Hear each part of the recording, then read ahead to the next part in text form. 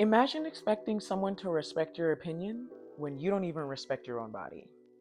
Self respect is visible. The way you treat yourself tells the world how seriously you take yourself. In this video, I'm going to break down how women can build self mastery one layer at a time, and I'm going to start with the body. It's going to be very short, it's going to be very brief. Majority of the things that I'm already intending to discuss are things that are already widespread across the internet. I'm not the first woman who's going to be saying these things, but of course, if multiple people have to come out and say the same thing over again, that means that someone's not listening. Discipline in business requires focus, it requires energy, and it requires consistency. Discipline with money requires impulse control. Discipline in relationships requires emotional regulation.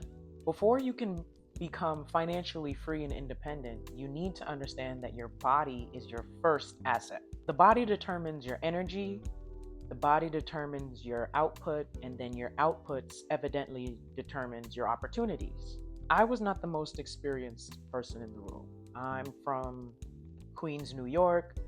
I grew up in Jamaica. So there were a lot of things because of my location and environment that I grew up without. I didn't have the most credentials, but I maintained consistency in how I showed up physically, mentally, and in my presentation. That consistency allowed me to walk into businesses cold, meet with the owner within minutes, and leave with meetings secured. Not because of what I said, but because of how I presented myself. And how you present or carry yourself reflects how you treat yourself or your body in private. To keep it plain and simple, if you can't control your body, you cannot control your life. I know you've heard this numerous times, but you cannot control your life if you cannot control your body. Your body is the execution system for what you say you want out of life. It's your first visible proof of self-control. As a woman who's watching the habits and the characteristics of other women, it seems like this needs to be repeated. Get up when you say you will, train when it's inconvenient, act despite how you feel. If you're going to say that you're getting up at 5 a.m., get up when you say you will.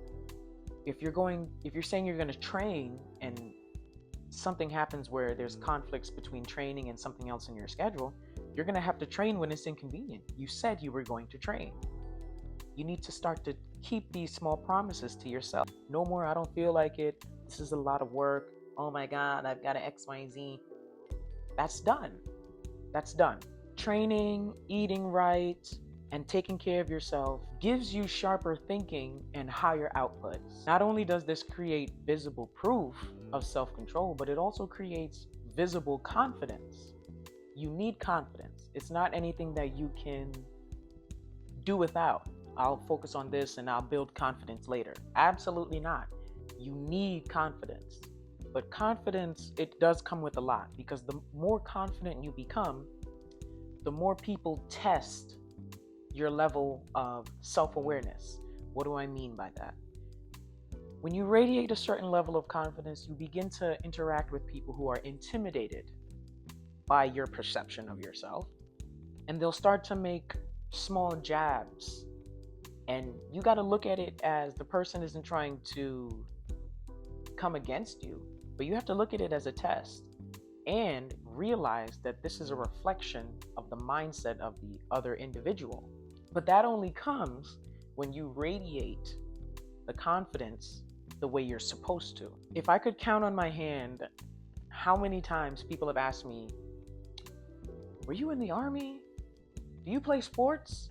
I would run out of hands at that point, right? And I started to understand the reason why these people were asking me these questions is because of how I walked into a room. It's simply because of how I walk. I walk with my chest high. I walk in rooms with my head high. And it's because of how I speak to myself, how I think of myself, and how I treat my body in private. The mind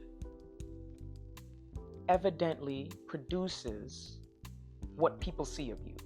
right? You have to think highly of yourself and coordinate your presentation to match your thoughts. Now, realistically speaking, women, we can't become sovereign overnight, right? A sovereign woman has full authority over herself. She has authority over her thoughts, her actions, her directions, without the influence of outside forces. The best way to build that sovereign muscle is to start with your body. That's the easiest thing that we can control. That's the most immediate thing that we can control. Start with your diet. No more fast foods, no more processed foods and sugars, trans fats, saturated fats. Start working out 3 times a week. Do not allow the internet and the fitness influencers to distract you or intimidate you from starting that life or that chapter of your life. Build yourself up. The purpose of that is to maintain and build consistency. Sovereignty is not granted, it is built. And it's built on the promises that you continue to keep to yourself.